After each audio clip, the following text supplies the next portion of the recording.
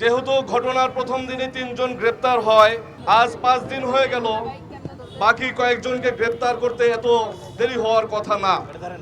Police প্রশাসনের যদি সদিচ্ছা থাকে, সমস্ত ভিডিও ফুটেজ বাংলা একাডেমি আছে, রমনা কালী মন্দিরের সিসি ফুটেজ আছে, খাদ্য ভবনের সিসি ফুটেজ আছে, মেট্রো রেলের সিসি ফুটেজ আছে। যেই সমস্ত মোটরসাইকেল যোগে তারা এসেছিল তাদেরকে বের করা খুব সময়ের বিষয় বলে আমার কাছে মনে হয় না। আরও একটা বিষয় আমার কাছে খুবই খারাপ লেগেছে। আমার ছোট ভাই, সে যথেষ্ট মেধাবী ছিল এবং সে খুব পরিশ্রমী ছিল। বিশ্ববিদ্যালয়ে অধ্যয়নরত অবস্থাতেই সে বিভিন্ন কোচিং সেন্টারে ক্লাস নিত এবং আমাদের পরিবার থেকেও আমরা কখনো তাকে সে কোনো বাজে নেশা বাজে কিছুতে জড়িত আমরা জানি না। কিন্তু কিছু ফেসবুক বুলিংয়ে আমি দেখছি যে তারা চরিত্র হননে ব্যস্ত। আমি তাদেরকে সাবধান করে দিতে চাই শুধুমাত্র রাজনৈতিক ফায়দা হাসিলের জন্য তোমরা যদি এইভাবে একজন নিরীহ ছেলের চরিত্র হননে লিপ্ত থাকো, তোমাদের পরিণতিও একদিন শাম্মুর মতো অবস্থায় আসবে।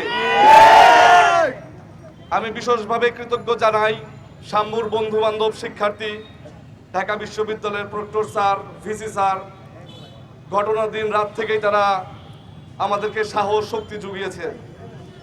আমি ধন্যবাদ জানাই ছাত্র দলের ছোট ছোট ভাই বোনদের, তারা আমাদের সাথে সব সময় ছিল, এখন পর্যন্ত তারা আমাদের যোগাযোগ রাখছে। আমাদের পরিবার থেকে তাদের প্রতি চিরকৃতজ্ঞ আমরা।